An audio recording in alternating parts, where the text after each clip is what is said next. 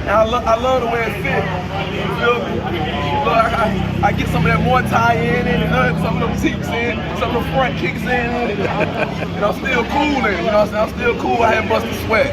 You know, that's what it is. Yoga, Passport Bros, Thailand. As you can see, I'm repping that BMT. No matter where I go, no matter where I be.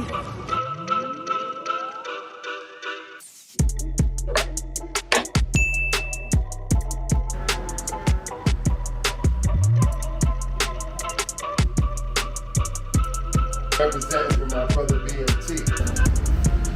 Got my man Austin in the building. What up, bro? What's good? Travel is life.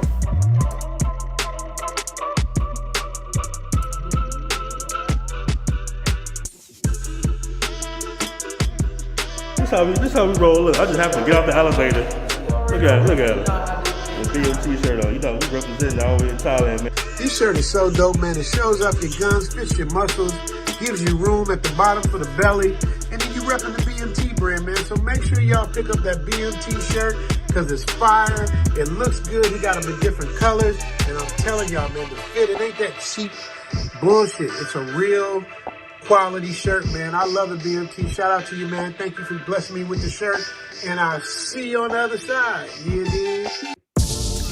What's good, family? Make sure to check out the official Passport Bros merch store.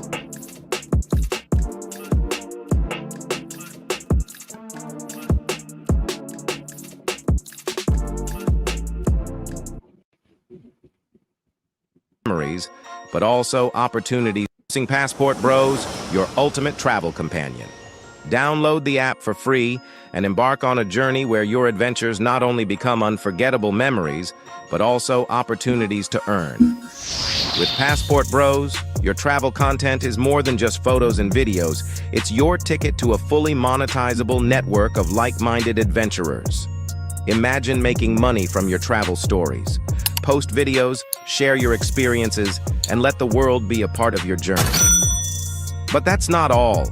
Connect with travelers from around the globe, join co-ed groups, and make lasting friendships, perhaps even with foreign women who share your passion for exploration. And here's the best part. Store your earnings securely in your Passport Bros wallet. No hassle, no worries. Just seamless transactions wherever your travels take you. Looking for the best local experiences? Passport Bros has got you covered. Get personalized recommendations for tour guides, rentals, and the hottest clubs in town. Did we mention the app is absolutely free to download? That's right.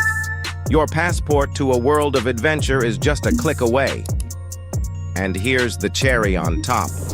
With Passport Bros, you can make money while exploring new places. Turn your passion for travel into a source of income, right from your mobile device. So what are you waiting for? Download Passport Bros now, share your journey, connect with fellow explorers, and let the adventure begin. Download now on the App Store and Google Play.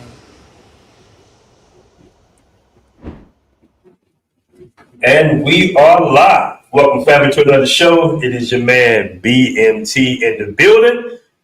We got a very good show for you guys today. We're going to be talking about a few things going out in Colombia. And we're going to talk about some Passport Bros so-called beefs they got going on in this space as well, man. It's going to be a real good show, guys. So make sure to tune in for the entire show. Guys, also, we just dropped the new Passport Bros for Life t-shirts. All right.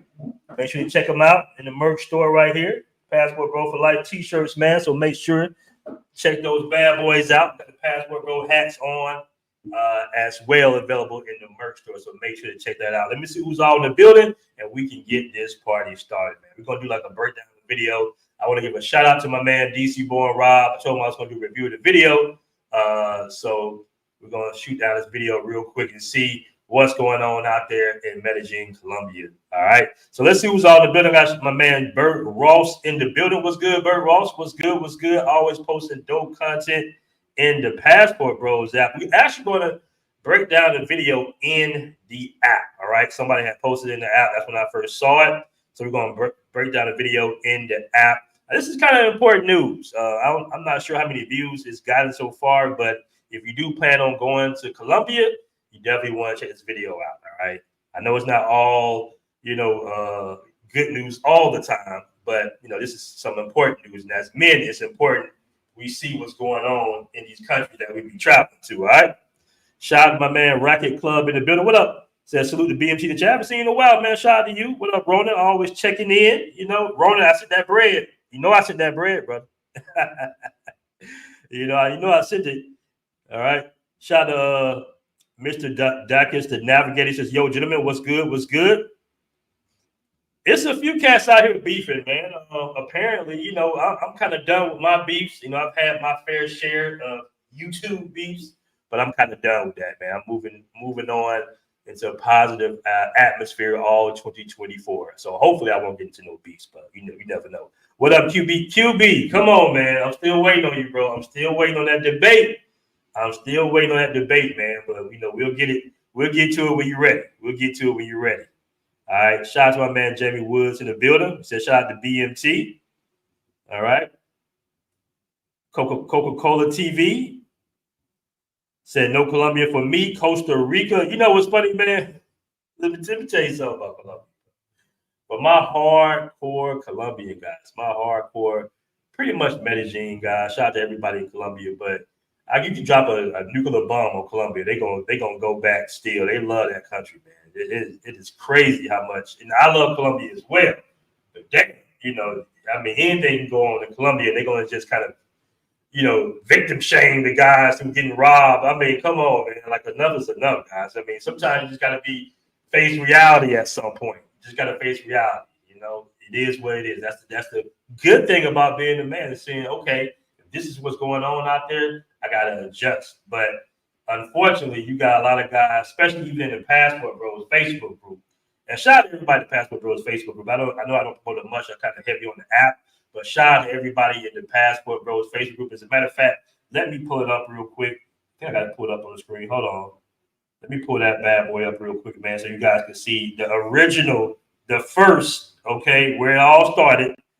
The very first Passport Bros live Facebook group. I'm sorry. We got the live streams on the app now. The live streams are dope. Guys are going live in Boca Chica, Brazil, and yacht parties. They're going live in Thailand. So it's real dope. But this is the original Facebook group. This is how we got 24,000 members. It's other Facebook groups out there, man, like scammer groups that got like way more members than us, but a lot of those are bots. And some of those even females. Guys always hit me up all the time about, some crypto, fake Passport Bro crypto, or I put some money on a trip. Listen, that is not the original Facebook group. I have no association with those other bootleg Passport Bro Facebook groups. Let me just put that out there real quick for you, all right? But yeah, this is the original group, guys. Make sure to join it. A lot of good information. We always posting good information. Oh, damn. I didn't see that post. Yeah, damn. All right. So Shorty got a little bump on her, don't she? My mom and auntie are the best. Well, damn. Hey, this new day and age, you don't know what's going on out here in this world, man. But yeah, that's the Facebook group right there, man. All right. So make sure to join. Link in the description. You can join the Facebook group right now. All right. Get some good information. And hopefully they found this guy right here. This guy went missing in Medellin. So hopefully he turns up somewhere, man. That's a crazy country. As much as I love it, I'm fully, in reality about the dangers of it. And some guys just love it so much they kind of a little bit naive about it. Brazil as well. You see, that's why it's important. It's very important to be abreast of the news that's going on in these countries. It's funny, man, because one guy, hit me up. He was just like, "Hey, man, you always kind of down in these countries." I'm like, I'm not down in these countries. I'm just giving guys what's going on in these countries because it's important. It's very important to kind of know, that sometimes you can be targeted, especially in Latin America. You're definitely a target when you're American because they assume that you're wealthy. And if they do something to you, you don't, it's a language barrier. You're not going to know what to do.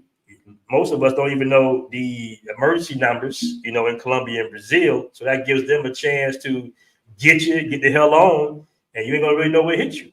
All right, so it's very important to kind of stay abreast of the news internationally. I know we be worried about what LeBron did and all that bullshit, Sexy Red and Cardi B type news, but if you consider yourself to be a passport bro, you definitely want to tune in into the app and the Facebook group. It's very, very important. You know, one guy got robbed and he had no indication of what was going on out there with the scopolamine because he was sub to these other little, fake Passport Bro channels and Passport Bro boys, Instagrams. He just saw the women and everything. Got his first day. First night getting drugs. So just a cautionary tale there. All right, let me see who's all in the building real quick. What up, Morning Drop Coffee Break, man? I might drop a link, man. I might do a panel. We'll see. Yeah, they are. We'll see. I don't know if they're asking for itineraries now. You know, the crazy part is I was just in Colombia a few weeks ago, and I breezed right on through. I breezed right on through. They didn't ask me anything. Matter of fact, it was just like the fastest. I'm trying to think what day did I go. I think I went on a Thursday or something. It was no line. It wasn't crowded. It might have been on Wednesday or something. But they didn't even. I think they asked me one or two questions. I'm trying to remember exactly what question they asked me. Was I vacaciones or like vacation or something? And I said, of course, yeah. And they just let me on through. So, but that's what it is. All right, QB Passport for $2 super chat, man. I really appreciate that. He says, my bad. I've been lagging real talk, but gotcha. Yeah, we got to do that show. We definitely got to do that show, man. All right. It's going to be real interesting because I understand looks maxing. Looks are very important. Let's not take that for granted. How you carry yourself and looks and, natural ability to attract a woman is important, but it's also important how you make a woman feel too. And women are a little bit more audio based and visual based, if that makes any sense. Of course we are very visual as men, but it really matters how you say and what you say to a woman. You'll be surprised. I don't know if you guys ever been around a dude that was maybe not so attractive looks wise, but always kept a badass female, kept a couple of badass females in your neighborhoods back in the day. That's the reason why. All right. BMT Live, NYC King. Listen, man, I'm not beefing with nobody that don't cam up. I'm not beefing with anybody that don't cam up. If you don't have the respect enough to cam up amongst other men and speak your truth or speak your lies, whatever it is, then I don't got no respect for you, player. All right. I have a feeling B-Dub would be pulling up. B-Dub, man, B-Dub kind of cussed me out one night. And I checked his ass and I haven't heard from him since. He kind of checked me about being in the DR or something like something crazy, man. That dude was weird. Shout out to Willis Boykin, Diagnostic Super Chat. Want to spend zero time in poor. Hey, let me tell you something. With the inflation going up, and depending on who the next president is, North America might be just as poor. You just never know. All right. But shout out to Willis Boykin with Diagnostic Super Chat, man. I really appreciate that. He says, want to spend zero time in poor South America. Shout out to you, Willis Boykins. All right. All right. All right, so let's go ahead and hop right on into it, man. We've been at this for a minute. It's chopping up. Hold on. Where's that story at? Let me pull it up real quick for the fam. All right. Let me know, guys, in the comments if you hear, all right, if you hear this. All right, we right here on the Passport Bros app. Somebody posted it. Oh, let me get that out the way real quick. All right, this is my man DC Born Rob. Shout out DC Born Rob. Hopefully me and DC Born Rob cool. I hit him up, he hit me back, but hopefully we still cool, man. Like I said, everybody beefing right now in this space, but I ain't got no beef with nobody that I know of. All right, so let's go to the video. This is denied entry to Medellin, my experience and how to avoid getting sent back to the States. But anyway, so Jimmy, tell us the story. You're coming from what part of the country are you coming from in this? So I was coming from Los Angeles, flew from LA to Arizona to Miami, and then from Miami into Medellin. Damn, that's a lot of flights. Okay, so you're getting off the plane. I know the routine. You're getting off the plane. You're coming down the jetway. You're standing. Hey guys, do me a favor. One, if you can hear the audio, I just want to make sure you guys can hear the audio because we feeding this through the app. In line for sure. You go to the little carousels and you take it from there. So yeah, actually they opened up the back door of the plane this time and let people off the back, which was cool. We were able to get right to the front. of the line, and we were like one of the first persons. I took my friend with me. We were the first ones like up near the counter, the front of the line, and there were a couple of officials in the line, picking out people, profiling people in the line and asking for passports and their credentials or their itinerary. And so they flagged me, they flagged the guy I was with, they flagged about 3 Indian guys and 3 black guys while I was there. Well, you heard it. They flagged 3. They flagged 3 Indian guys, 3 black guys. They probably thought the Indian guys were black guys too. Okay. So when you say flag them, they actually pull you out of line before they even check your passport? They didn't pull us out of line. They came and kind of came to us while we were in line to check the passport and the itinerary. Okay. And once they did that, they just kind of let us go. When you say let you go, let you back in the line? Now that's happened to me before. That's actually happened to me before. That they come into you in the line, they check your passport, ask you a few questions. That's kind of normal. Let us continue in the line because we never got out of the line. They just let us continue in the line. Okay, so they just asked a couple of questions? Yeah. Okay, so you kept on moving. So, well, what type of questions did they ask you? So while we were in the line, they asked me, okay, where I was staying. Show me your check mig. And that was pretty much it. They didn't ask the other in-depth questions until after I got my passport stamped. Okay, so you go up, you finally get up, you take your turn. That's interesting that he got his passport stamped. So he went through. If he got a stamp, he went through. That's interesting. And what happens once he takes your passport? They take my passport, they look at it again. Another guy comes behind the counter, the same guy that checked us in the line. He comes around, kind of just overseeing, and they're asking questions. Now they're on the computer, kind of looking at the passport history, I imagine. And everything worked out. They saw my check mig. Check mig is down right now, by the way. It's acting funny. So if anybody's having problems with that, it's acting funny right now. But I was able to screenshot the confirmation, and then the guy stamped my passport, and I continued on. Okay, so what happens? You get through there. Did you have bags? Did you check bags? So I actually had 3 check bags, and 2 of them were full of things I was going to give away to this organization in Medellin. I picked up a few pounds, so I had a bunch of clothes and a bunch of shoes, school supplies, makeup, perfumes, toiletries, all this stuff I was going to deliver to them. But that was in by the carousel, by the pickup, but they stopped me before I got there. This one lady just came out of nowhere and just stopped me. Okay, that's interesting. So they stamped his passport. He's thinking he's through, in the country. He's going to pick up his luggage, actually. And that's when the lady approached him, the plainclothes. I guess she's some type of officer. Let me get super chats real quick. I want to give a shout out to Stacks82 with a $9 super chat. Says salute BMT, man. I appreciate that. Shout out to you for the super chat. I got QB Passport flexing once again with $2 super chat, man. I really appreciate that. It says Colombia shall ban old finder for life. Yeah, they got that new system in for sure. All right. Megatron with the $5 super chat, man. I really appreciate that. It says it's nasty work that we always say that we got to come together, but it seems that beefing is our love language. Very nasty work. Well, dudes think it's hip hop. That's what it really is. Dudes be thinking it's some rap shit. All right. Let's continue with this. Okay, so before you even got through the doors to where the carousels are, they stopped you. Yeah. Okay, so what happened? So she stopped me and then said, "Hey, what brings you to Colombia?" I go, "I'm here for the flower festival. I want to take some videos. I have a YouTube channel." And she was like, "Well, let me see your YouTube channel." And so I was a little nervous. I get a little jittery. That's just me.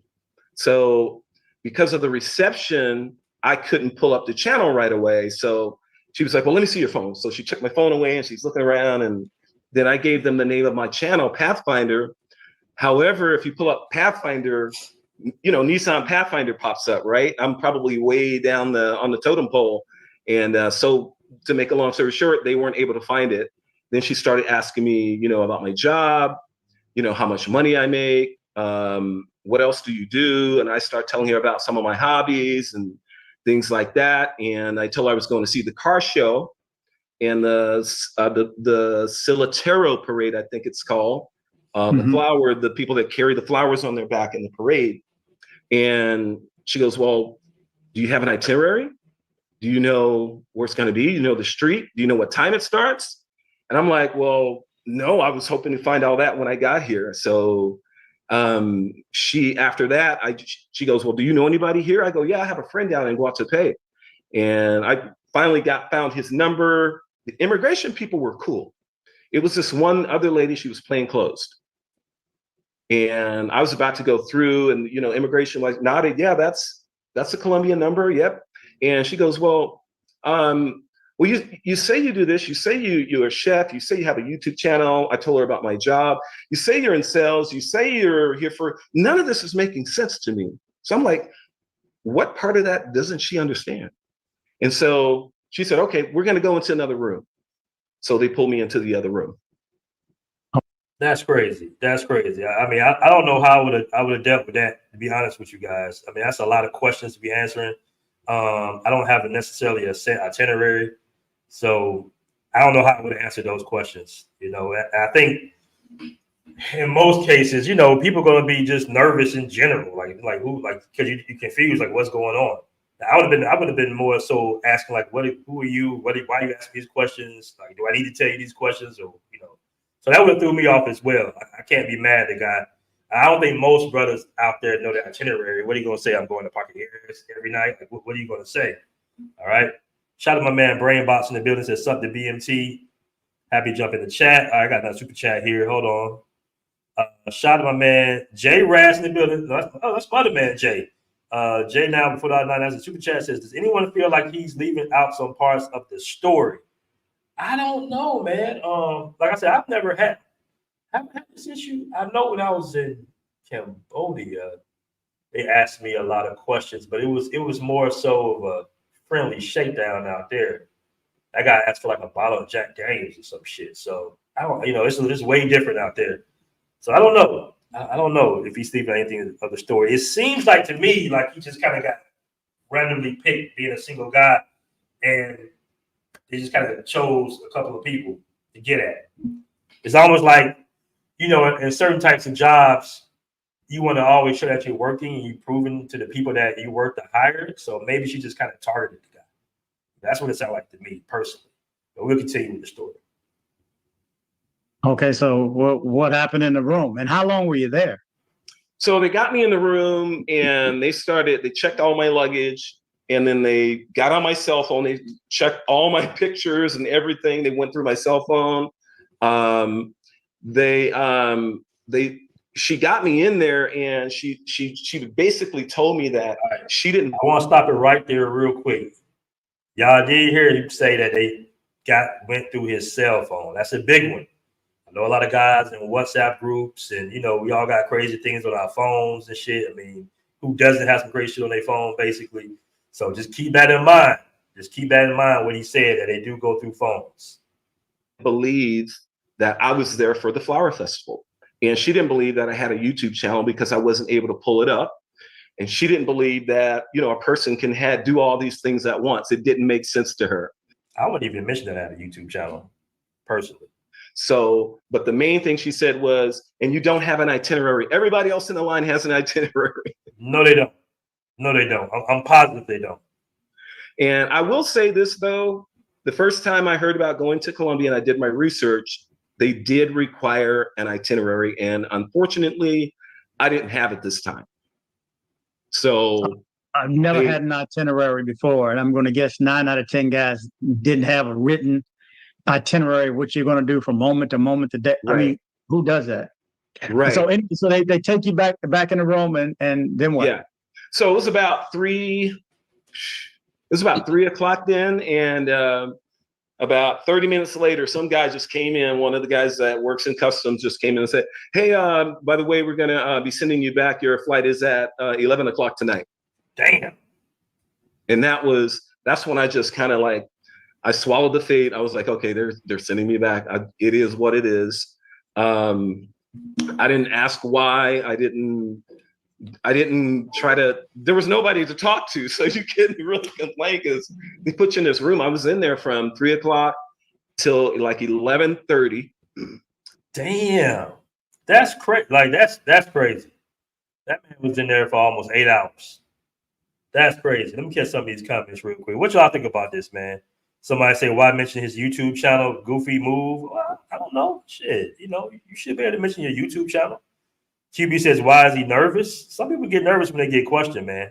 I don't know if y'all ever watched that little, those, what was it, reality shows where people be going through customs and the custom agents be asking them all them damn questions and shit. And 90% of the time, the people are innocent, but they're nervous anyway, you know? Red flag number 1, visibly nervous. I guess you guys got, you know, ice cold veins or something. Okay, Mike Lowry says, dude, don't understand. He got saved by the agent. He was definitely going to get drugged. Okay, all right. I don't understand that one, Mike. Oh, Maul. Hey, come on, guys in the chat. You guys are ruthless, man. You can't, boy, y'all love Colombia so much. I swear. Colombia can do no wrong. Somebody said, dumbass talking about a YouTube channel. He couldn't find his YouTube channel. Well, maybe he didn't have service coming right in there. You know, sometimes people don't have. Maybe he has the American service, but it takes some time. It takes like maybe like 30, 40 minutes for your roaming to kick in sometimes. Yeah, Fred, I would say the same thing. I'm just saying I'm going on vacation. You know, I'm going on vacation. I'm terrible at shit like that. I'm just going to be like, what? Huh? Excuse me, what? Oh, shit, I'll turn my ass around. You ain't getting my phone. Fuck y'all. I'm terrible with shit like that. I like to file a complaint or sue. I don't know if you can sue for that. I don't know if you can sue. I mean, it's their country. They kind of got the right to do it. The channel is one that pops up when he opens his YouTube. I'm 99% sure he was denied for another reason. You know what, Jay? That does make sense because if you have a YouTube channel, you would already should be signed in. But I think he was saying that he didn't have any service, so it wouldn't pull up. Or he was saying that he has like a brand new channel and it's a common name and he couldn't find it. But I don't know why he wouldn't be signed into his own channel. I don't know. Red flag talking too much. Well, he's answering questions. WT, what are you talking about? He's answering the questions. Mike, come on, Mike. Dude, too much of a square. What? She knew he would have been targeted and a victim. Okay, Mike. All right. But they don't do it to the white guys. All right. Let's continue with the story. Let's see what else you got to say. But while I was there, they did give me lunch. They gave me some water. American Airlines came in to try to get my flight right. They did misplace my luggage. They couldn't find my luggage until like 5 hours, actually like 7 hours later, they found my luggage and I told them where to go look. They had a couple of young ladies come in there. I guess they were kind of like, I don't know if you call them, just like, they were like security almost, but they worked for the airlines. And so they just came in to keep me company, I guess, and tell me what was going on. They were really cool. So it was a room that had a couch in it, a couple of small couches, a desk, and there's 2 rooms with like beds in it. Once I got in there, I was like, they ain't letting me out of here. There's a bed right there. They're keeping me here. And so I stayed there until about 11:30. And then they escorted me up to the departure section of the concourse. I was able to, they let me get some food and, you know, I got my Colombian coffee and my candy right there. That's some of my favorite stuff. So I was able to do that. They didn't really treat me like a criminal and you know, actually the door was open where I could walk out and approach a customs official if I wanted to, but I wouldn't advise that. So now the other revealing thing is that one of the ladies that came in, she had a piece of paper with the declaration. And I said, can I have a copy of that? And she said, no. But it was in my passport. I don't know if they were giving that to American Airlines or whatever, but it stated that I deceived or lied to immigration officials when asked about what I was going to be doing in Colombia. Wow. Did you guys hear that? Did you guys hear that? That's crazy. That's crazy.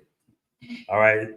It looks like to me, from my point of view, I'm just thinking this, maybe I'm wrong. It looks like to me they have some agency there that was hired there for the specific reason of trying to pull out so-called undesirables, coming in to do the wrong thing, I guess you want to say, out there. And they're just trying to kind of hit raw numbers. That's usually what happens in these type of situations when it comes to government hiring people, agencies. Because if they just let everybody through, then what was the point of hiring? So that's what I'm seeing in my statement. It looks like they're just picking random people. Like he just was unlucky. Not necessarily that he actually lied to the officials or anything. Personally, that's what I think. Let me get super chat here real quick by Stacks82 once again. They random picked him and his phone gave him away. Shout out to you again for $99 and super chat. Yeah, it could have. You know what? It could have been. It could have been. It could have been.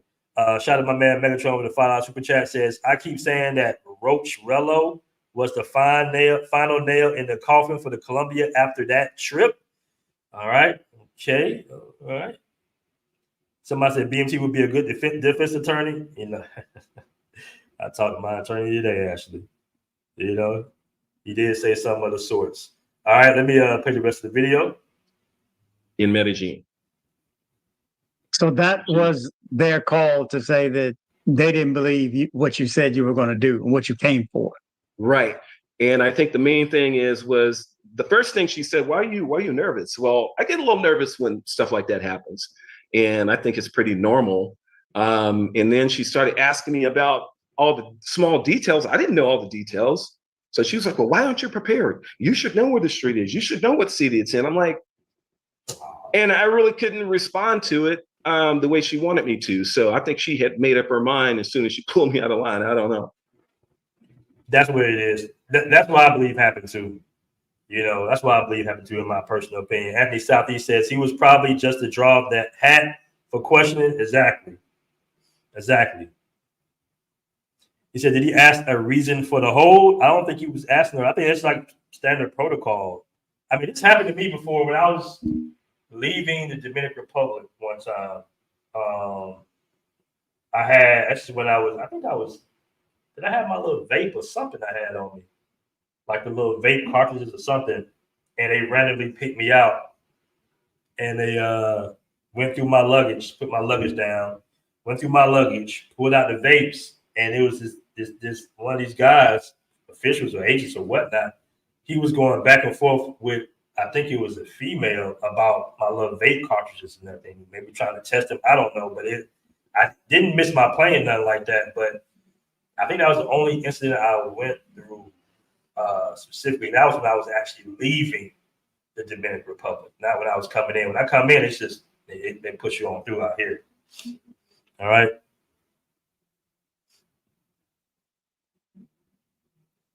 Okay, so were they actually waiting with you at the gate? No, they once I ate, I got a little burger at that burger spot right there. I was able to go to the counter by myself. They had the attendant there. She was looking at me the whole time, and I actually gave her a little something on the side because she was really cool. And I ordered some food. I sat down, and she was like, "Come over here and sit down." I sat down with her. I ate. Then she walked me over to the gate. We cut in line, and I was like the first person on the plane. Okay, Yeah. so you got all the way back to Miami. What happened when you landed back in the States? So when I went through Miami through customs, I'm like, okay, I'm cool, I'm home. They pulled out this little orange card and filled it out. I don't know if you've seen that before. You may have not. They only fill that out for people who need to be questioned or searched further. That is crazy. They are on this guy, man. What is going on? Right? It's like a referral to the internal customs people. So he filled that out. Then he said, go into that door. Went in that door, went to the desk. Then they had an officer come get me out of the office. Now in this room, they have all these counters like 1 through 8.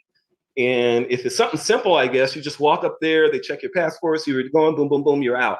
They have a little waiting area.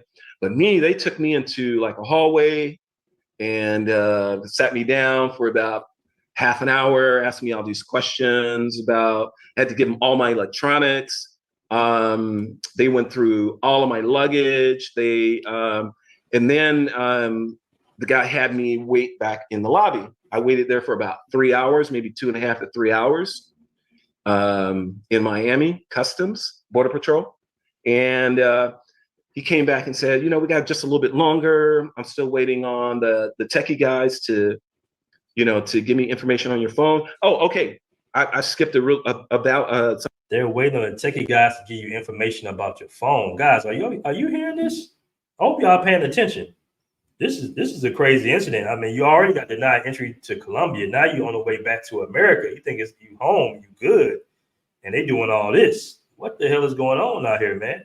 Something very important. So I asked the customs guy, I go, why am I here? He goes, well, they had in the report you may have dealings in drug trafficking. That's what Colombia told the Border Patrol.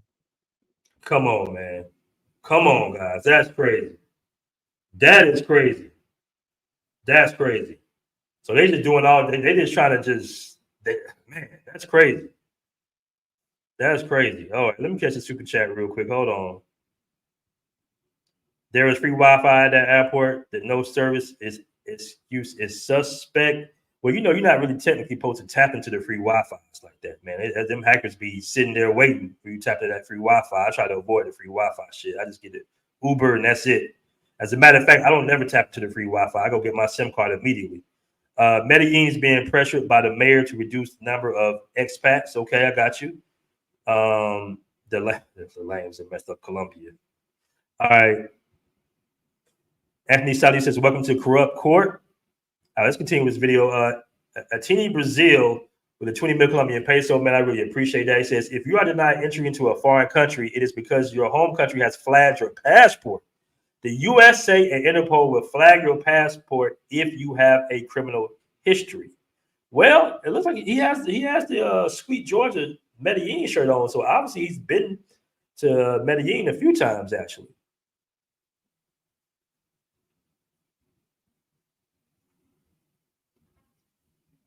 And which was a joke to me. And so he told me all of that, and he had me. I had to tell him everything. Where have you been? Da, da, da, da, da, da. And so that was why they came in and they searched everything. And finally, after they took me down to a secondary waiting area where I waited another 10 to 15 minutes, and then they gave me my phone back because I go, they didn't delete any of my videos, did they? He says, no, we didn't do that. And then I got on a plane back to Los Angeles. Now, did you guys know they can grab your phone like that overseas in Colombia and back in the States? Did you guys know that? I've been told that for years, though, they can go through your phone. That's crazy. That is crazy. Man, hell of a story. So ultimately at the end, what's your advice to others? I mean, you're here telling the story to my audience. I mean, what do you want them to take away from this? How can they benefit from it, if at all? Yeah. Oh, absolutely. So like I said earlier, the first time I went to Medellin, when I was like studying I actually had your guy, one of his employees, pick me up from the airport. So they were here waiting for you, Andres? Andre, yeah. So he had a girl. Her name was Alejandra, I think her name was. Yeah, Alejandra, I say. Yeah. So she picked me up from the airport. So I got advice from you. I think the thing to do is people can listen to your advice because you have current news. A lot of people don't watch the news and they really don't know what's going on. And so YouTube is a good way to get it real quick. Have an itinerary. Like I said before, that was like one of the things that I was advised to do the first time I went to Medellin was to, excuse me, was to have an itinerary ready and have it on in an envelope on pieces of paper so you could do it really fast. Especially if you're somebody with bad nerves like me, you could just pull it out. Okay, that's my hotel. That's where I'm going. This is the address of, the park I'm going to. I'm going to Comuna 13. Have all that stuff, written down on paper so they can see that you planned your stay and you're not just there, just kind of winging it. Okay, we got Pathfinder in the building. I just dropped a link. Pathfinder, go ahead and pull on up, man. Go ahead and pull up. Okay, so the what I'm taking away from this, guys and gals who are going to come behind Jimmy, is have an itinerary written out. I've never done it before, but I will now. Right. After hearing this story, even though how silly that sounds, like even if someone was going to do something nefarious, they could still have an itinerary that didn't include the nefarious part. I don't get that. Right. But that's a good point. Good point, DC. Good point. Shout out to Savor Fire, $2 super chat. It says, I have global entry and it happened to me. Wow, that's crazy. That is crazy. All right. Hell of a story. So ultimately, what happened with the tickets? I mean, you paid to go there. They paid to send you back. You lost the money? They told me, American Airlines told me they were going to give me a free ticket back. So I still had my return ticket to LA valid. But when I got back to the airport, they used my valid, or they canceled my valid ticket and just gave me a one-way to Miami.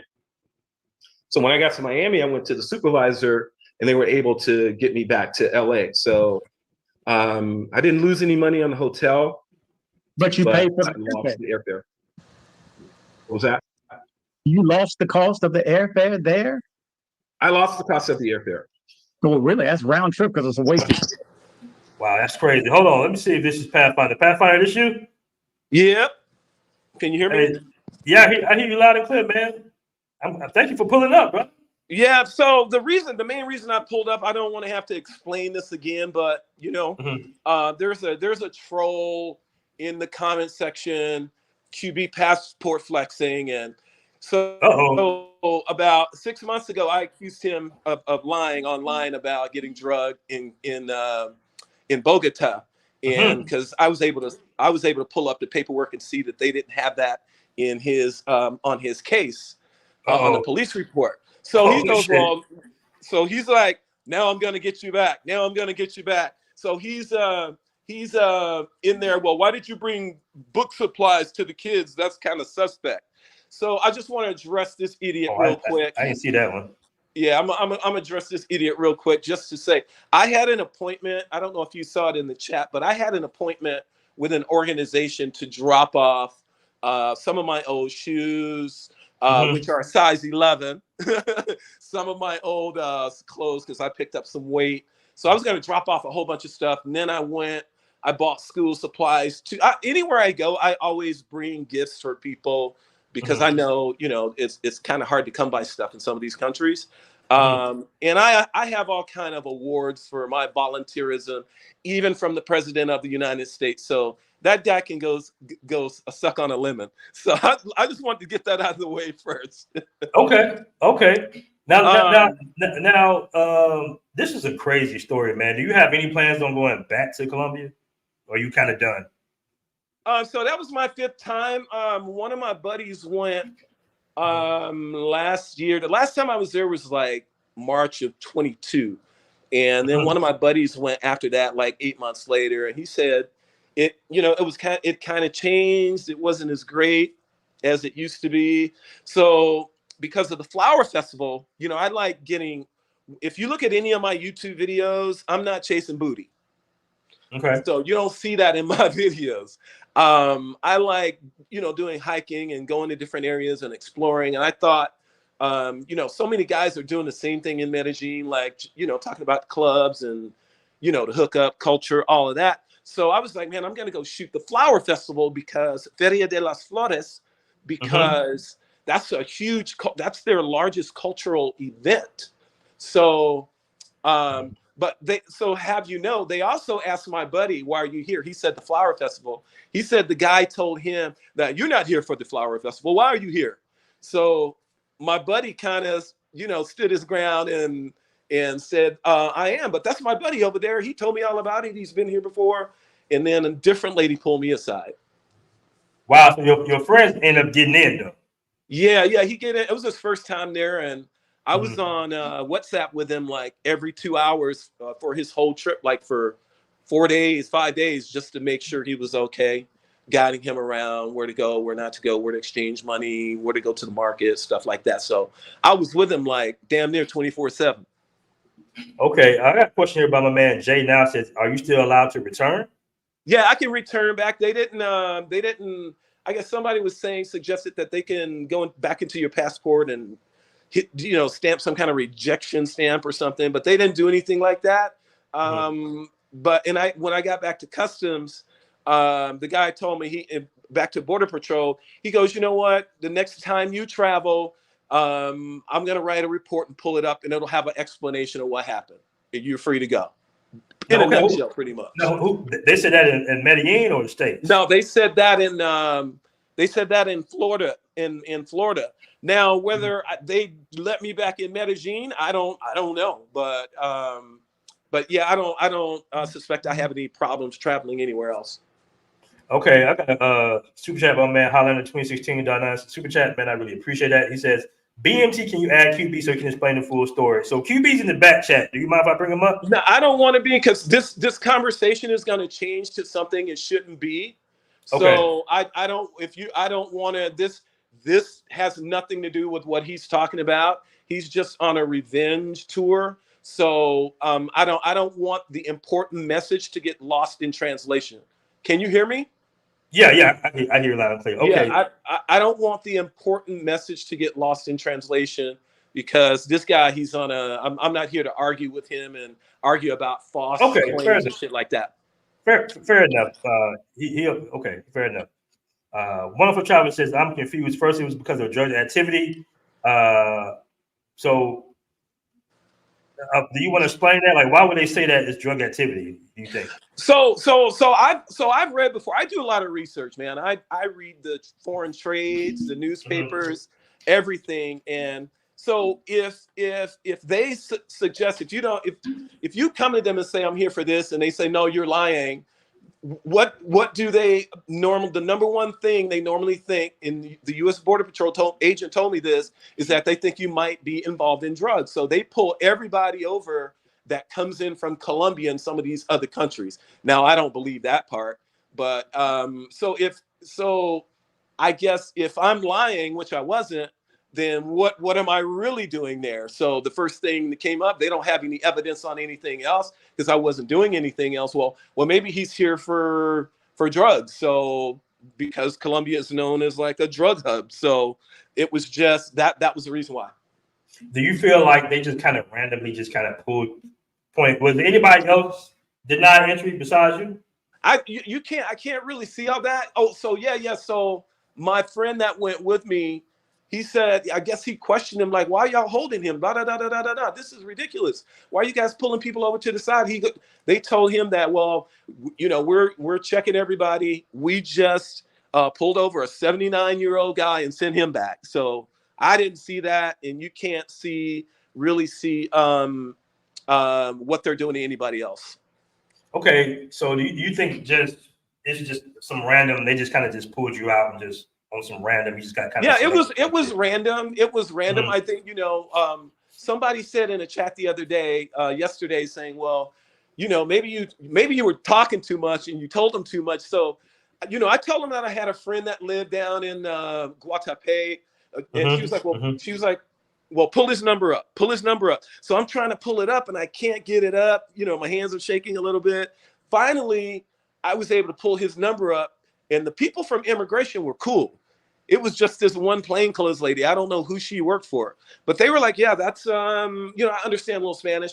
They were like, see, that's the Colombian number. And she goes, well, pull it up. Let me see the last. Okay. So immigration was kind of on your side.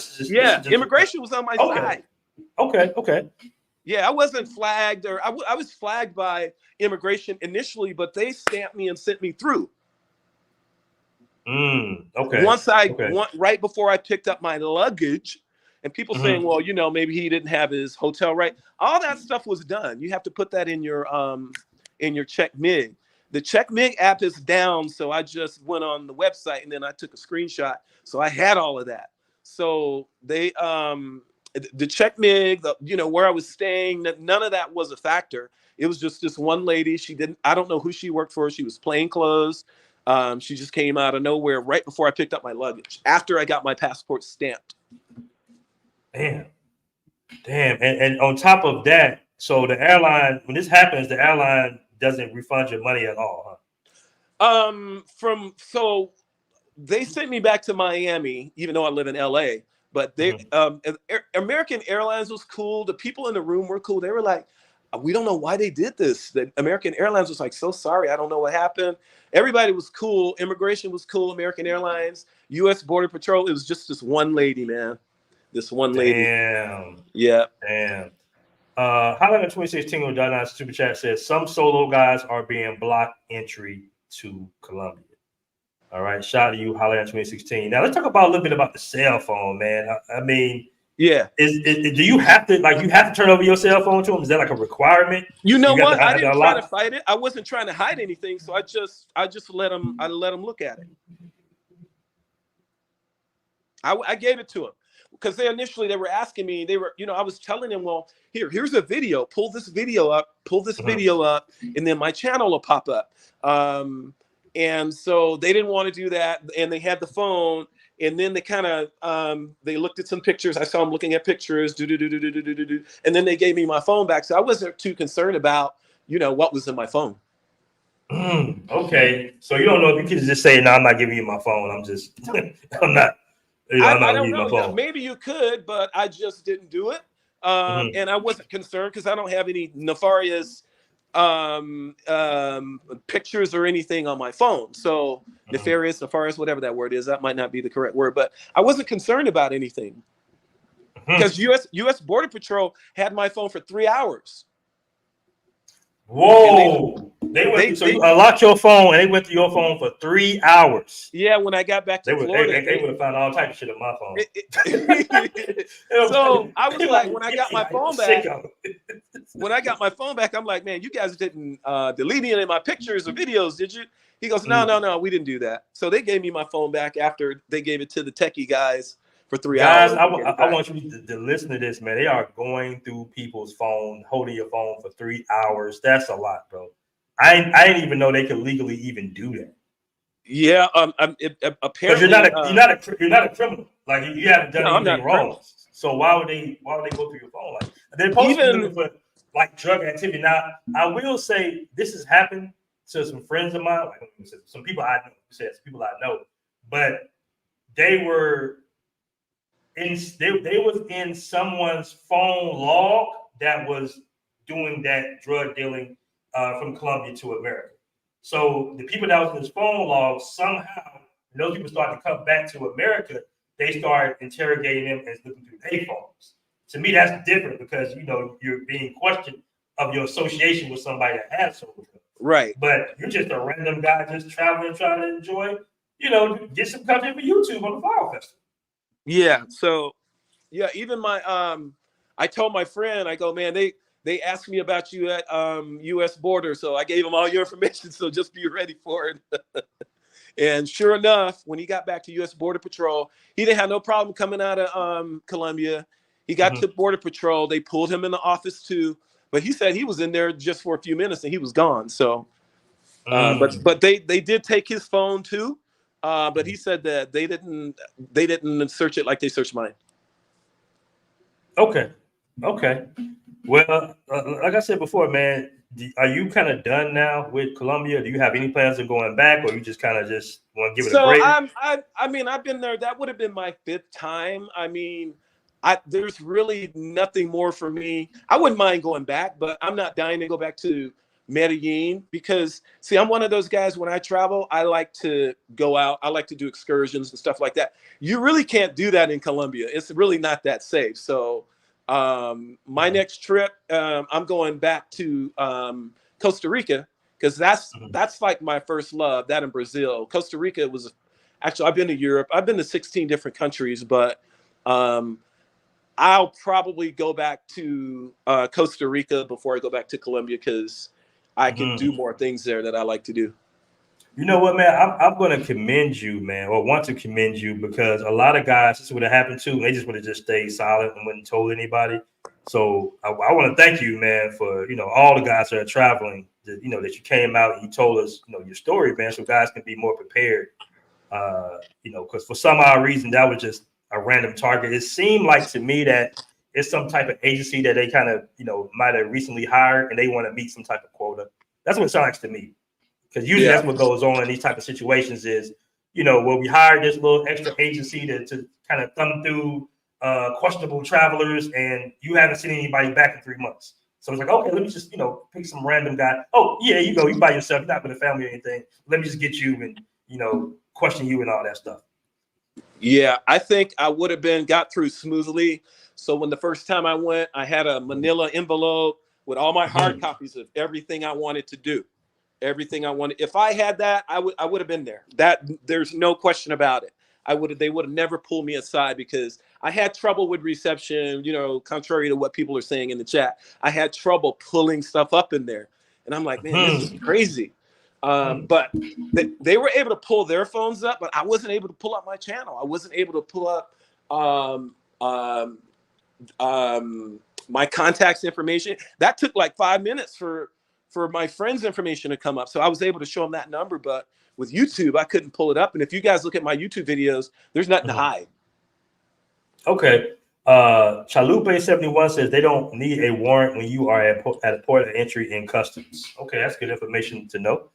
All right. I got a super chat here about Wonderful Travels with $10 super chat, man. I really appreciate that. He says, facts, BMT, if they go through 99% of God's phones that are in the chat, in this chat, we wouldn't be allowed to leave the couch. Very true. You know what's funny? I was watching that custom show. I just see clips on it on Facebook. I don't even know what channel it comes on TV. I know what you're talking about. Right, but it was just like this. It was like this little white guy, right? This little portly white guy. They went through his phone and they saw all types of women, and they was like, "Oh, this guy's a sicko," and he has naked women in his phone. I'm just seeing like, it's his phone. Like, there's nothing legal. There's nothing illegal about. Yeah, what red-blooded male don't have a few women in his phone, bro? Like, come on. Yeah, man. Right. 24. It's not like you got a big bag of luggage and a bunch of Playboys fall out and dildos. Right. Like it's a fucking phone.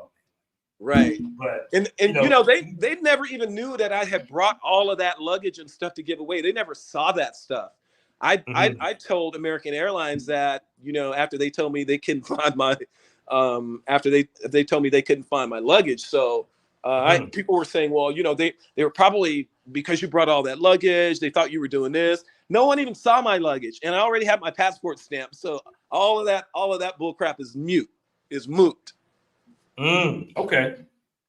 Now I want to ask you this, man. I don't know how much time you got. I don't want to hold you too long, but if you want to rock with us, you can. I'm gonna bring some other guys on the panel.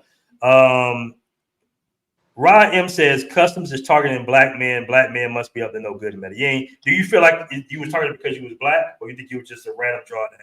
So it's funny, man. It's funny because back in the day, I don't know, maybe 3-4 months ago, I was on Razor Ray's show going well when I think you were the first person that showed like them like targeting, profiling like black people. And I was like, nah, man, they're, I read an article, I saw a video on Minuto 30, and I'm like, man, they're pulling everybody aside, not just black people. But I will say this, when I got there, they targeted. I didn't see anything. They profiled me, my buddy, and another black guy in the line, and then 3 Indian guys.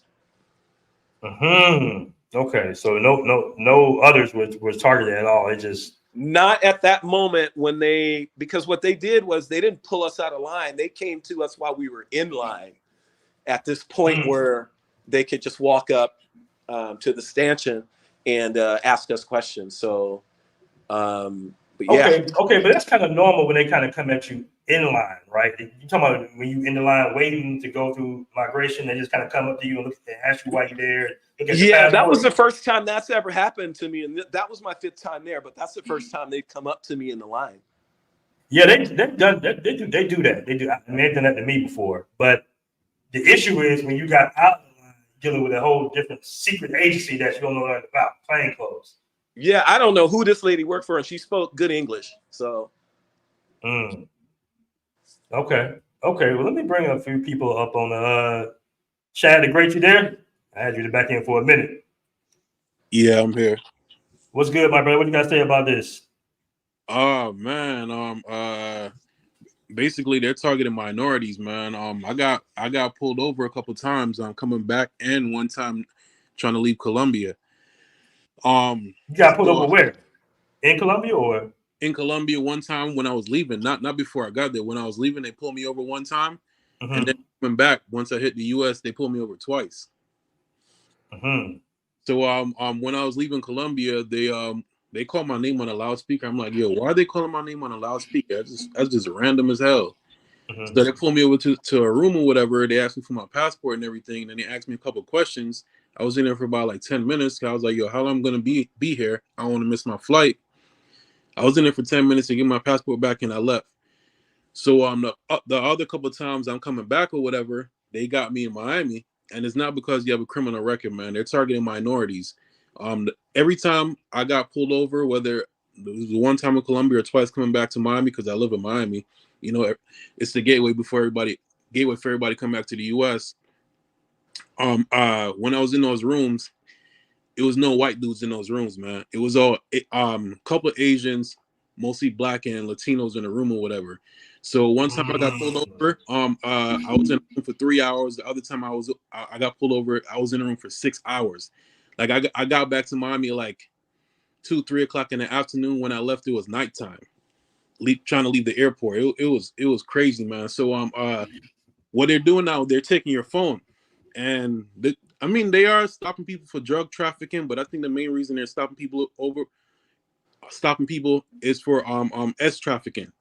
So so basically they grabbed my phone. I was like, yo, well, they pulled me in the room. They're like, yo, we want to ask you a bunch of questions, blah, blah, blah. They went through my luggage or whatever, and they were asking me all these different questions or whatever, asking for my passport or whatever. They're like, oh, we need your phone also. So they asked me for the password and everything, whatever. I'm like, yo, why you asking me all these questions, so on and so forth or whatever. They're like, oh, we need to check a few things, make sure you're not dealing any drugs or so on and so forth or whatever. So they came back to me and they're like, oh, do you know this guy right here? I'm like, how would I know this guy? They're like, well, he's also coming from Colombia and this and this and that and that. We have some suspicion that you guys might be like dealing drugs or whatever. I'm like, what city is he coming from? They're like, oh, he's coming from Medellin. I'm like, I'm coming from Cartagena, so how would I know that guy? They're like, well, we have some inside information or whatever that red flagged you and you're kind of suspicious or whatever. And it's not because of criminal record, because I don't have a criminal record. You're just pulling over minorities or whatever. So damn. I gave them the password to my phone or whatever. They went through my phone or whatever.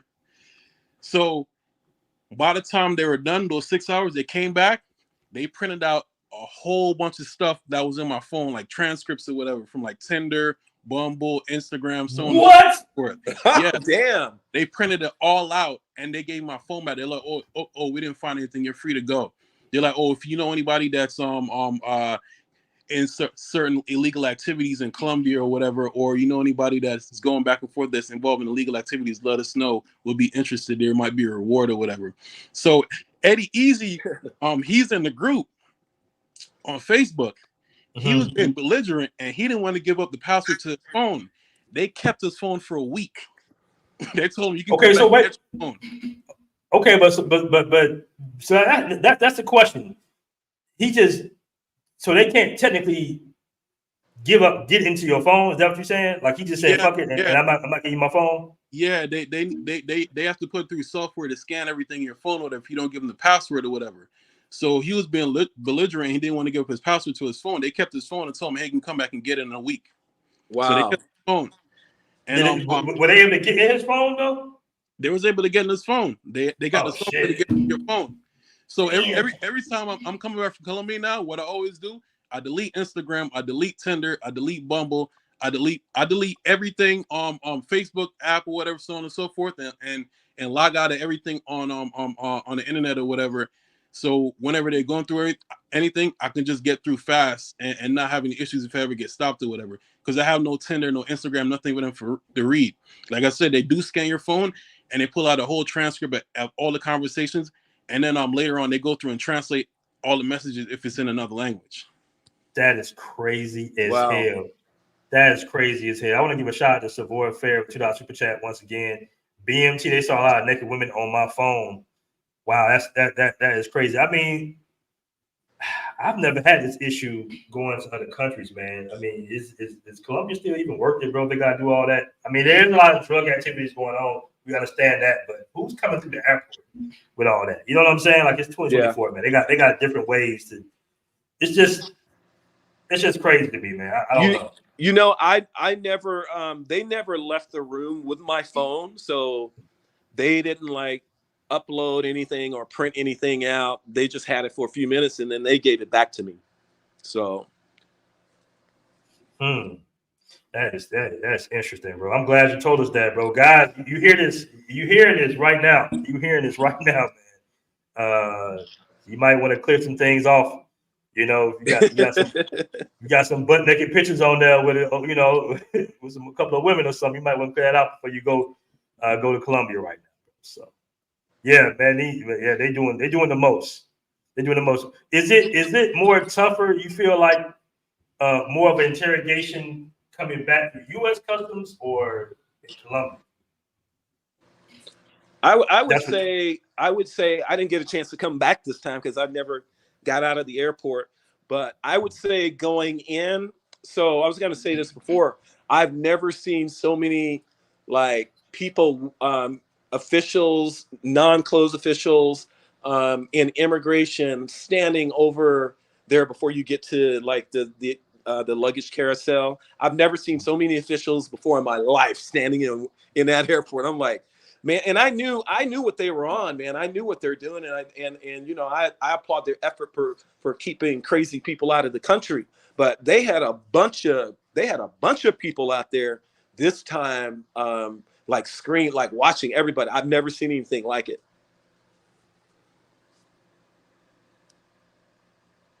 Oh, BMC got kicked off with Dominican Wi-Fi. He'll be right back. Okay, yeah. So that in itself, especially right now with the new initiatives that they have in Medellin, regardless of why you're going there, they're gonna be screening everybody. They're gonna be asking questions. Just be prepared. Like, sorry about that, guys. Okay, just be prepared to answer your questions. Like, so one time I was leaving Costa Rica. Right, I had a hangover. It's like 6 o'clock. I'm at the freaking airport. I'm still kind of drunk. I mean, not drunk. I don't get belligerent or anything like that. Mm-hmm. And speaking of being belligerent, some guys were saying, "Well, you should have, you should have stuck up. You should have spoke up for yourself." Well, you see what happened to my man Chad the Great's friend. They kept his phone for a week. Right, so right. You kind of, man. You in their world, man. Sometimes you kind of like, all right, you know. Yeah. So when I got to Costa Rica, they were like, "Why are you nervous?" Because I get a little nervous when people do that, especially after a hangover. And so they asked me, "What do you have in your bag?" I go, "I got some coffee, I got cookies, and I got some candy." So they said, "Where'd you get your coffee from?"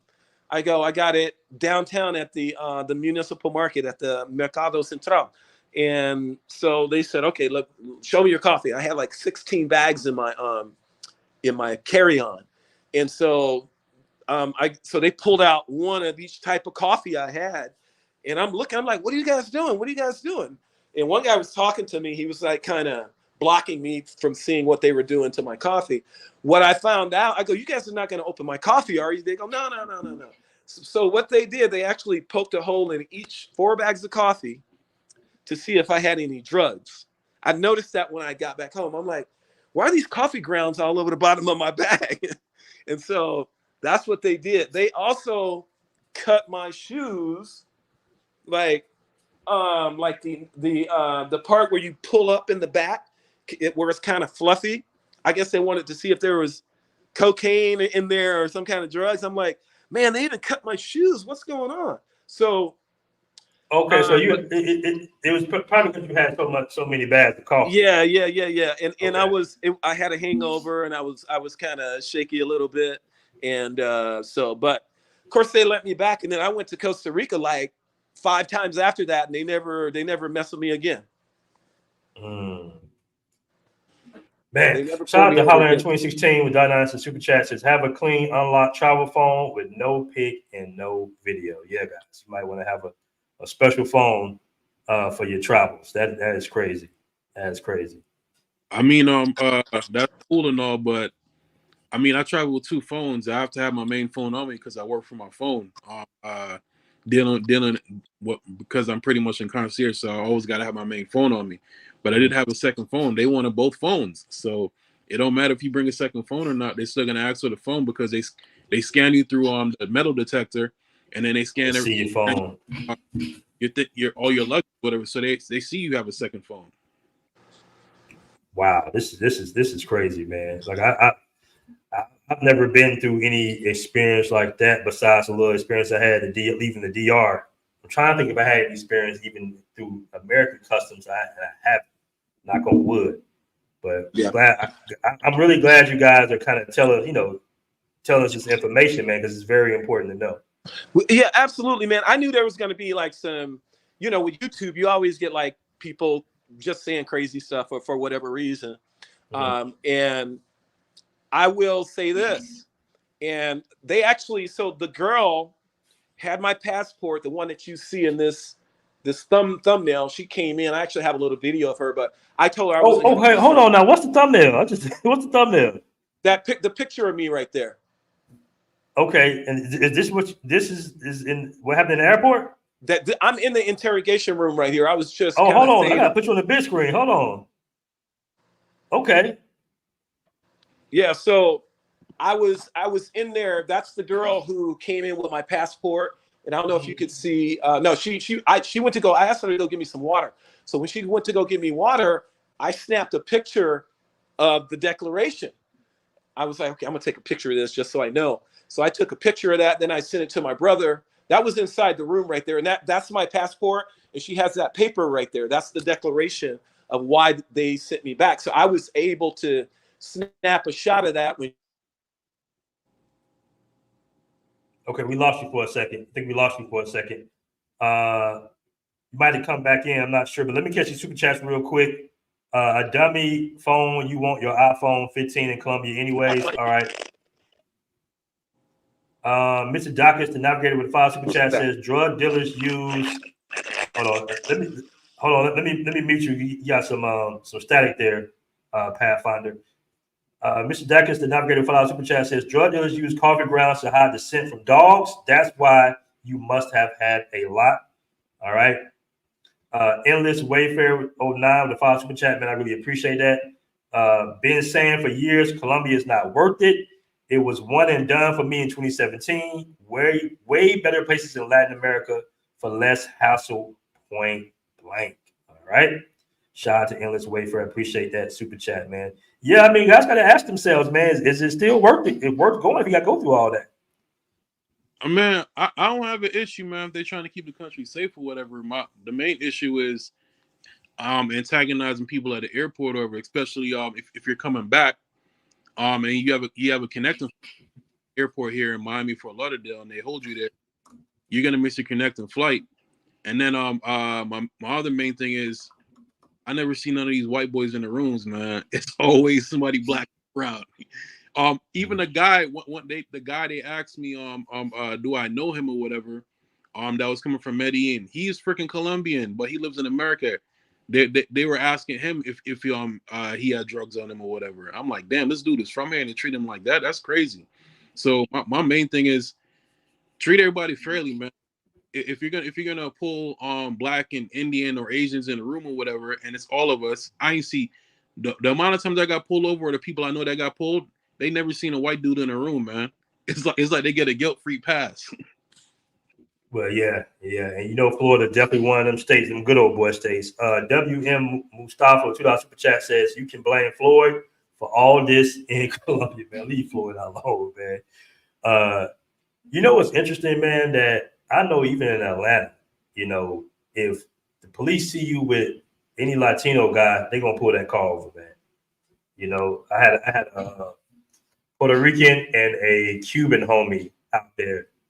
And we were doing our thing, but they would always like, you know, pull the car over or kind of look at us and all types of stuff. So that's just, you know, it is stereotyping. It's not fair, but for about the last 30 years, you did have black and brown connecting on that type of time. If that makes any sense. You know what I'm saying? Like billions of dollars in drugs funneled in from South America to America with distribution of through the black communities and shit. So you kind of not saying it's justified, but that's what they're looking at. That's what they're looking at. They're looking like, okay, what is this Latino dude got in common? What's the black dude got in common? So let's see what's going on here. I mean, I straight up asked the Homeland Security officer, man. I was like, y'all see my record? I don't do drugs. I don't. I'm not dealing drugs or whatever, so I don't know why y'all pulling me over. I have no food on me. Everything in my bags is clothing or whatever. Uh-huh. Why do y'all really need to go through like Tinder, Bumble, Instagram, and so on and so forth to see what's really going on? The guy straight up asked me, "Oh, are you in Colombia or are you like one of those guys doing pay for play?" I'm like, "That's not really my thing or whatever." He's like, "Well, you got nothing to worry about." I'm like, "What if I was?" He's like, "Well, that's their country, whatever. So it's legal there. So if you want to do that, you can do that as long as the girls are underage." So that snapped me right there. I'm like, so that's what y'all checking for, man. If I don't have no record of dealing drugs, and I don't have any food or anything on me, so I can't be carrying drugs or whatever. It's all clothing or whatever. So that came to my mind. They're thinking about like the underage and the S trafficking or whatever. And one of my guys that works for Homeland Security at the airport, he's like, yeah, they've been checking for that. So that the light bulb went off in my head. Is like, yo, that's what they're really checking for. You know what? I was leaving Colombia. I think it was Colombia. It was Colombia, I believe. I was leaving Colombia and I was coming back to the U.S. And the U.S. Customs agent did ask me something like that. He said something about the women or something. He was like, in a jokingly way, he was just like, yeah, you go down there for all the women, right? I was like, nah, man, I'm just going out there to, you know, get some content, stuff like that. I'm a travel YouTuber. And that was it. It was left at that. Yeah. Somebody, Malika Willie said, $5 super chat says, hey, BMT, did you write a book about the cocaine wars back in the day? Nah, man, that wasn't me.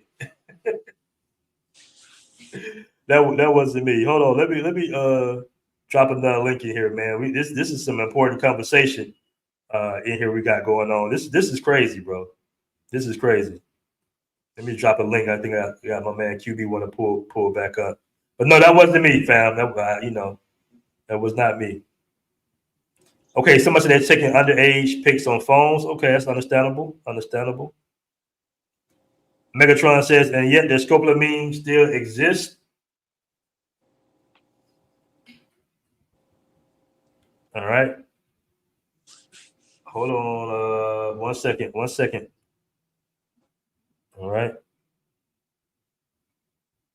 Okay, so let me bring on the panel real quick. Hold on. Now, Yoga, what up, Yoga? What up, Yoga? Hold on. What's good, man? What do you do? I know what you got to say. I know what you got to say, but no, go ahead. I'm just chopping into with the show. Like it's pretty dangerous, you know. Ain't on checking facts on interest You stuff. Borging, my brother. You Borging. You Borging out. Is it better now? You hear me? You Borging out, brother. I see the movie time. Can you hear me now? Can you hear me? You can hear me? Yeah, we hear you a little bit better. All right, Hey, great. I was saying I was BMT, trying to. I'm about to drop down real quick. But you see Eddie in the chat saying they kept his phone for a month. Damn, they kept his phone for a Wow. whole. They kept his phone for a whole entire month. Man, that's Yep. crazy. That is crazy. That's crazy. And people got like $1,000 phones nowadays, man. All right, now hold on. Now, Pathfinder, QB's about to pull up, bro. So I don't know if you want to drop back off. I did tell him he can pull up. Yeah. So I just want to say this. I do have a copy of the reason. I told you guys. I took a picture of it. I gave it to DC Born Rob. So there's paperwork. I just didn't want to put it out there like that. So everything's legit on my end. But you can go ahead and bring him up. His beef is over some other bull crap. So I'm gonna go ahead and drop out, man. But I appreciate you having me up. Okay, man, and I appreciate you telling us this information, bro. That was real important. I appreciate it. For sure. Okay. All right. You hear me now, BMT? You still borging. You still borging a little bit, brother. Can you hear me now? You hear me now? Hold on. Let me let QB get this off real quick, man. I know QB is, hold on, Yogo. I got you. Hold on. It's really funny when I pull up, he runs away, but I will probably roast him. All I have to say is, if you look, smell, or act like an S tourist, Colombia's not going to let you in. Okay, now QB, in all fairness, now he's not here, so he can't. He decided, but we don't want to go too. I don't know what your beef with him is, but no. Well, my issue with him goes back to my situation when I got drugged and robbed in Ecuador. He's the only one in this whole travel community thought I was capping for clicks and views. Like, I don't wish that on my worst enemy, bro. Right, that's true. And that's not your style, bro. You do content, so it's not like that's not your style. Like like when Floyd do it, it's like I don't know Floyd. You know what I'm saying? Like you can kind of tell when certain content creators do it, but we all know that he was being genuine. At least I know he was being genuine because I know you. Right, and so I'm not gonna make things up on him or press him in that regard, but he does go to the red light districts. Hold on, come on, QB, come on, bro. Okay. Come on, bro. Come on now. Let's not do that. Okay. All right. But all I have to say is, hey, he's on the list. It might be hard for him to move around in Colombia in the future, and that's unfortunate. But his story was really mixed up in so many ways, and I'll probably break that down on my channel. I just don't get specifically why in the hell are you bringing school supplies, makeup, and perfume? And you don't even mention the organization that you're going to donate this stuff to. Okay. And then you say, Okay. Yeah. I say he's not here. He's not here to kind of, right. So we don't want to get too dive too deep into it. But I don't know what you guys beef is. But no, can I comment on that? Can I comment on that? Go ahead, Yogi. You said QB. This guy had school supplies, makeup, and what else in his bag?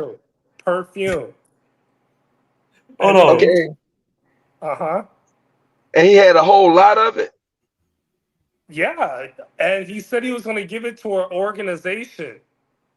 And I'm thinking to myself, okay, what's the name of this organization?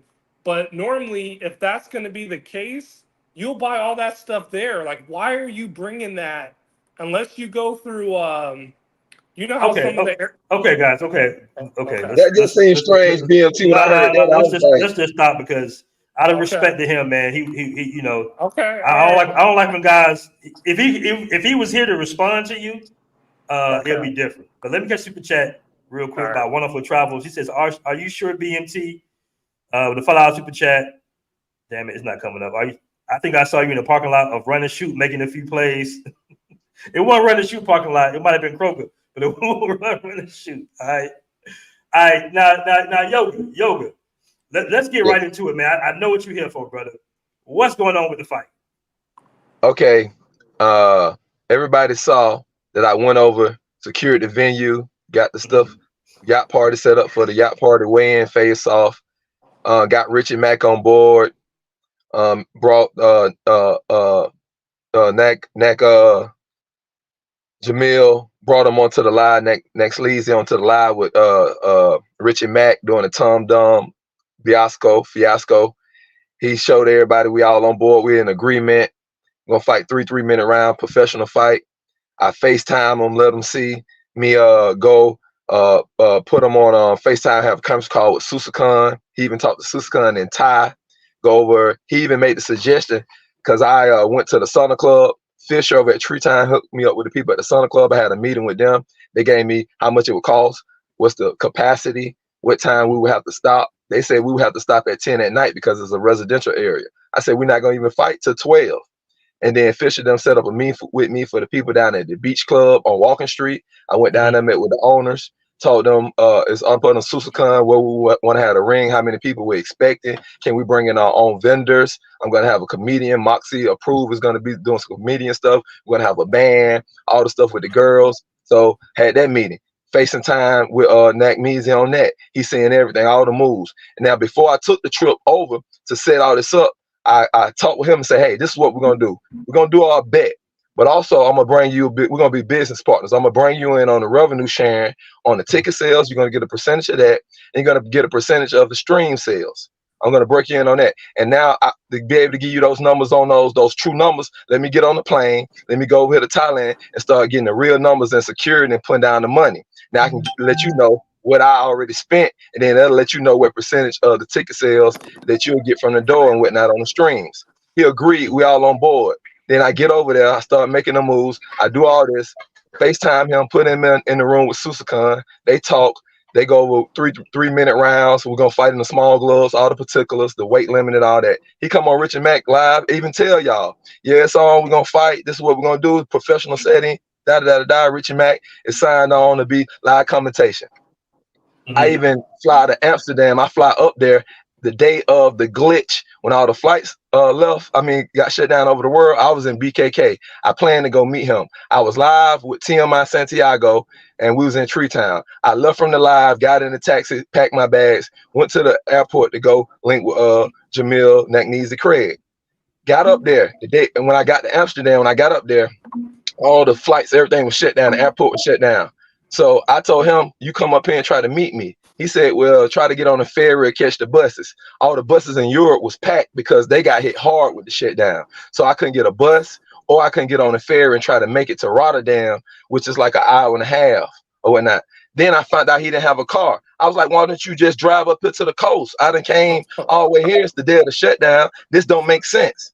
All right, cool. Forget it. It's still on. I was trying to go and shake his hand now to put down the money for the he made the suggestion with Susakan and me on the conference call and said, when I told him the numbers for the Sauna Club and the numbers for the Beach Club on Pattaya on Walker Street, he made the suggestion himself. He said, why don't we just have a fight there at Susakan Stadium?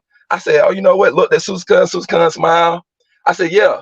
I said, look, let's put a ring. Susakan, can we have a ring built on the 50-yard line of the soccer field? It got those big lights because they had night games. Okay. I said, we're going to have about 500 chairs. And then I got the thought from what Coach Primetime did at Jackson State Homecoming when he had the lazy boys out on the field as VIP. I said, yeah, can we get lazy boys? Let's call up a company. See, can we rent lazy boys by 50 to 100 for the VIP section? Okay. So okay. All this on the phone. Me, Susakan, Jamil, Nakmeezy, Craig. We all on, and they even talking in Thai. I don't even know what they saying. I got to ask Susakan afterwards to even what they was talking about. They talking in Thai. Susakan said, yeah, I'll let you fight my fight in small gloves. Y'all gonna do the 3-minute rounds. That's standard in any combat sport. Everybody knows that that's been in Thailand. Even the drunk foreigners fight 3-minute rounds. That's standard. So we agree on all that. He see all the receipts I done paid and got all the down payments. I got a verbal contract with him. Plus I got typed out text. We going over details, money, and all that. Wow. All right. Then I go to the Amsterdam on the day of the glitch. Now, then I get back to the States to the ATL. Everybody don't know, but I don't open up a Muay Thai equipment store, authorized dealer for Fairtex, in Everett and Muay Thai gym back in Atlanta, Georgia. So I've been putting in some of the groups. People been saying like, yo, Yoga, you got a gym and you got a store? Yeah, it's a replica of how the stores and gyms are in Paseo. So I got that going on. He's seeing all that. He hits me up, y'all, and says, after we all this agreed on, he done been on Richard Mack Live. Oh, and I'll also put him in direct contact with Susukun, where he got Susukun WhatsApp and call him. I put him in direct contact with Richard Mack. He asked, yo, I want to get Richard's number. I want to reach out to Zoom, A, B, C, and D. And Zoom, me and Zoom talk. Say, yeah, man, this is going to be the event. Y'all going to have to be in the same room. He going to fight me. Let's go ahead and get everybody on board. Richard said, yeah. Okay, yoga. I'm not trying to rush. All right, here you go. I'm going to get into it. Here you go. Here you go. Land the plane. Yeah. Then this dude calls and leave a voice message and says it's non-negotiable. He can't fight me right now at no 3-3-minute rounds. And if he gonna have to fight at 3-3-minute rounds, he would have to be training twice a day. And he don't have the finances to be training twice a day back in the Netherlands. And he don't have the time. And it's a whole lot of things going on in his life and A, B, C, and D. And if we gonna fight, it would have to be something like we would have to fight 30-second round. Hold on, 30-second rounds and this and that. I called them directly after I got that message. Like, what are you talking about? I spent all this money, did all this. We got all these agreements. He would not answer the phone. Then left another voicemail and saying that, hey, this is what's up. I got a bad count. I know I agreed on this and that, but I can't fight you now just for the bet on the $10,000 and this. We would have to change this, and I can't do it. So I'm like, well, he can't make the weight. He don't got no money. Then I called Richie. Richie them said, what? I said, I called Nat Neezy back. He answered the phone. I said, look, bro, I done already spent all this money. Well, at least come and be a commentator so I can use your name in the promotion. Will you help co-host the fight then with Richie Mack? He agreed. Then he said, well, give me a couple of dollars to do that. I said, okay, I'm going to put it to you in writing. Said, I'll give you $200, send it to him in writing. He sent it back in writing and said he hereby, Jamil Craig, will participate to be at least the co-host. He called back a week after that, bagged out of that, said he can't even be the co-host because he would feel crazy being a chatty patty. Yeah, of course. Then I said, you bagged out. And then now he's dishonoring everything. So I'm showing everybody. I'm bringing it to the light. I sent the voice messages out. Everybody see it. This is all facts. This guy's dishonorable. He lied about being a professional. He lied about being a promoter, about having fighters in Nigeria and Thailand and this. He never had professional fights. He only had 3 amateur fights. They wasn't in Muay Thai. And on top of that, he has a regular 9-to-5. And I found out because he can't meet certain things and do certain things because of his job. But he told us he do full time. And kind of found out now, a year and a half just went by. One quick thing, year and a half just went by. And everything he said when he first came on Richard Mack channel about him doing, I'm actually living and doing now. I got a Muay Thai gym. I got a Muay Thai equipment store. I'm a promoter, and I still got the fight coming up. I'm still fight Halloween. And I reached out to Jess Terrell, a young brother out of London on YouTube. He has about 5 fights, and he left everything in London and moved to Thailand about a year ago. And I reached out to him to fight him. So I do have backup fighters, and I'm bringing 2 professional fighters from my gym in Atlanta, Everett and Muay Thai, coming with me to fight. So it's still on, fellas. We still gonna ball out. Okay. All right. Now, QB Passport Flexing, man, you've been the only one in this space that actually got in the ring, fought. Was it this damn complicated for you and Milano to get in the ring? Like, how did y'all set this up to be very simple? It wasn't. So shout out to Baja Tours. When Milano and I had our beef, we had a mutual friend, and Baja was like, hey, I know a gym in Tijuana. Obviously, I'm out here in California, so getting to Tijuana is not hard, 2 hours. Milano was willing to fly out to San Diego, then cross the border and meet me in the fight in Tijuana. Originally, the bet was going to be $1,500, but, you know, guy's a pizza guy, so shout out to him. He couldn't afford that. And so we negotiated down to $500, but I was still having my doubts. And so I went to Baja Tours. I'm like, let me see that flight leaving North Carolina to go to San Diego. He pulled up the itinerary. He had the flight number. And then Baja Tours was like, okay, yeah, he's going to be staying over here. Because the first time Milano actually went to Tijuana, which he is an experienced traveler, the dude didn't even get a hotel. I'm like, bro, how do you fly somewhere and not get a hotel prior before you fly out? I don't move like that. Dude had a hotel. And so I saw him training the 2 nights before. And so I said, okay, this is really going to happen. And we fought. He gave me the money. And then that was it. The end of the story. How long was this whole? Right. So it took, I would say, 3 months, between 3 to 2.5 months, because I told him, okay, the fight happened, I believe, in September. Yeah, it was September. So I said, hey, I'm going somewhere in July, and then I have another trip with my chick 2 weeks after. So I would like to do it on this day. And so he agreed, and he was able to book his ticket, get out there within a reasonable amount of time. But it took us going back and forth to set up this fight about 3 months tops. Now, if I can go back, and obviously Baja Tours, he's in the chat right here, the camera quality would have been a lot better for that fight. I would have streamed, I should have streamed it from my channel. There you go.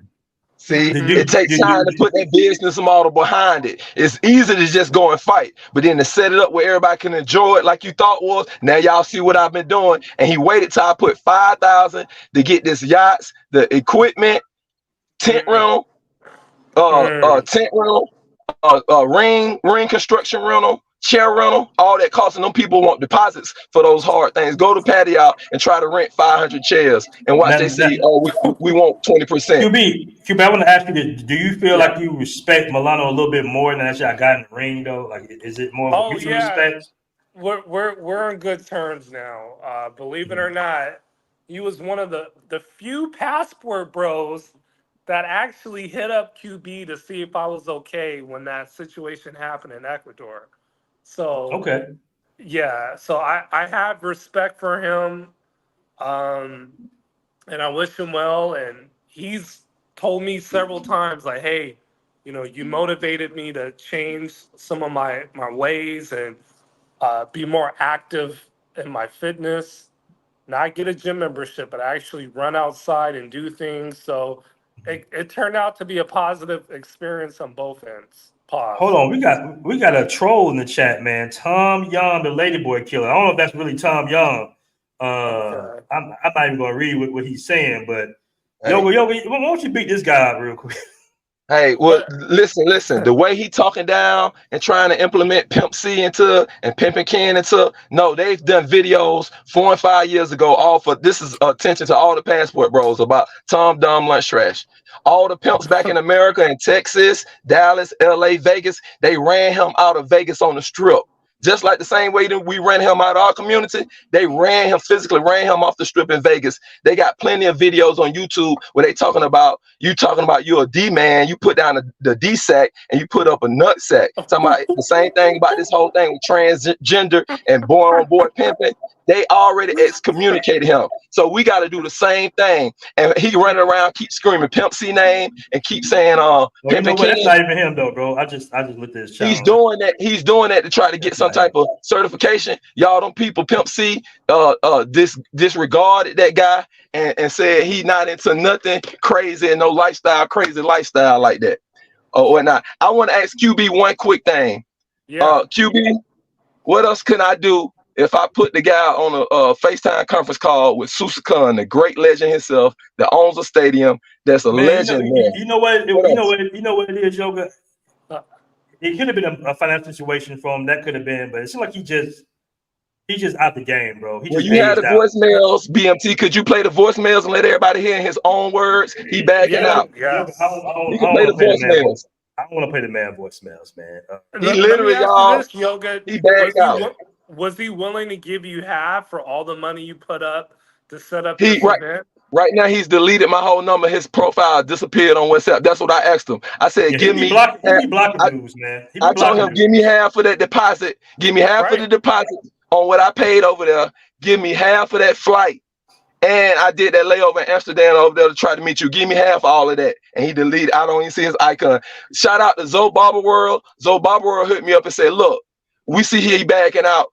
We got 5,000 on the table for the winner and 2,000 for the loser. Let them know. I told Zoe Barber World, I say he didn't deleted it all the way off the app. I don't even see his icon no more. This guy, I can sue him. I can get a legal team and go to Amsterdam and try to sue him, but it would be small claims because it's under 10,000. I only spent like 5,000, so it don't even make sense. And he did not do this until he saw me go over there, agree with him, and go spend that money. And we got all this in text, on paper, and in verbal communication, and on video. He went on Zoom Live, Zoom, the Thailand biggest live, and agreed and said to all of this. We all saw it. I was on the swimming pool. That's the same line with Tom Dom Lunch Trash. Clicked up on the link. El Guapo, me, Zoom, Jamil, Richie, Nakneezy, Craig, and me. We was all on the panel. Right. And how many months was this fight planned out? Yeah, Dominican Wi-Fi guy. He challenged me with this $10,000 challenge in Muay Thai a year and a half ago when Travel Time with Pigface did that slander video and Richard Mack did the Zoom the live. We thought Travel Time with Pigface was gonna click the link, and this next sleazy guy clicked the link and said all that nasty stuff about L and Zoom, and then he challenged me like, yeah, I'll knock you off for 10,000, and then he went on for about 6 months saying, yeah, he want to fight, and then I did a response video with Susakan saying, yes, we can do it, and start building it from there. And I really have done it, put together the infrastructure for it. I got 4 yachts already booked for Halloween, and y'all know I had to pay the money up front from Pacquiao's Bass Yachts. And that was gonna be the weigh-in and face-off. When he gonna be on one yacht, I was gonna be on the other, and they all Bluetooth together. The next night we was gonna have a party in Marju, and I already talked to them brothers and made a man with the new owners of Marju, because it is the biggest and flyest place. And then Friday we having a party, and then Saturday we having a fight on the 50-yard line at Susakan Soccer Field with a whole lot of special guests, with Moxie approved, Big Bass. I got a band, and I got some Hollywood guests through Richie, through Zone of Thailand. So we making it happen. It's still going down. Nice. Pathfinder with the $5 super chat, man. Appreciate the $5 super chat. He says, Corporacion Super Arce is the name of the organization that accepts donations. I had school supplies for kids and clothes and shoes for adults. Okay, well, there you have it, QB. He's explaining himself and why he had that. My thing is, and I know we're not going to go in deep with his situation. If that is the case, if you told Customs that, I really believe they would have honored that. But so many things were going on with this story that they didn't feel comfortable to give him authorization to come into Colombia, which is unfortunate. But if that's the organization, cool. If you would have told them that confidently, they probably would have said, cool, no problem. But again, they also went to the brother's phone and, no telling what else what was on the actual phone to make him make that decision. Okay. All right. Well, it was very, very unfortunate event. But guys, man, it's been a great classic show, man. I want to appreciate everybody coming on the panel. QB, appreciate you. Pathfinder, appreciate you as well. Yoga, sorry that happened, man. We was all looking forward for the fight, brother. But I mean, what can you do? Hey, play the tapes for him one time, or they can hear the tapes on TMI channel. But you got the voicemails. He said it himself. Yeah, I'm different time. I'm gonna leave that one alone, Yoga. You pretty much put it out there for him. I don't want to play the guys, personal text messages because they can strike the video and all this bullshit. So. But guys, once again, appreciate you guys tuning in. Had a great show. We are out of here, man. We are out of here. Peace. Appreciate you guys tuning in. All right, hold on, guys. We leave y'all with this.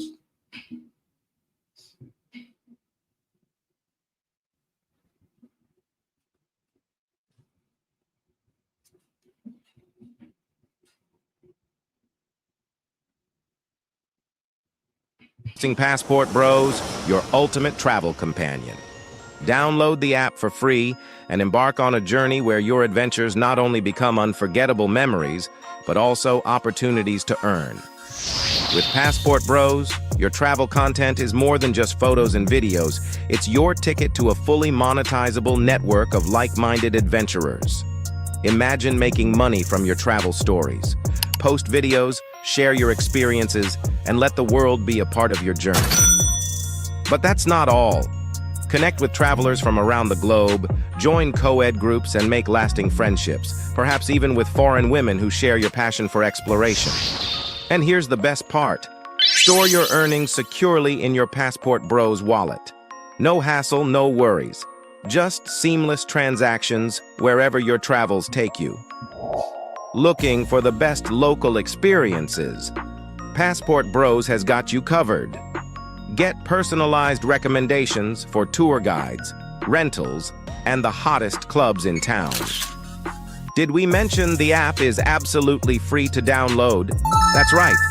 Your passport to a world of adventure is just a click away. And here's the cherry on top. With Passport Bros, you can make money while exploring new places. Turn your passion for travel into a source of income, right from your mobile device. So what are you waiting for? Download Passport Bros now, share your journey, connect with fellow explorers, and let the adventure begin. Download now on the App Store and Google Play.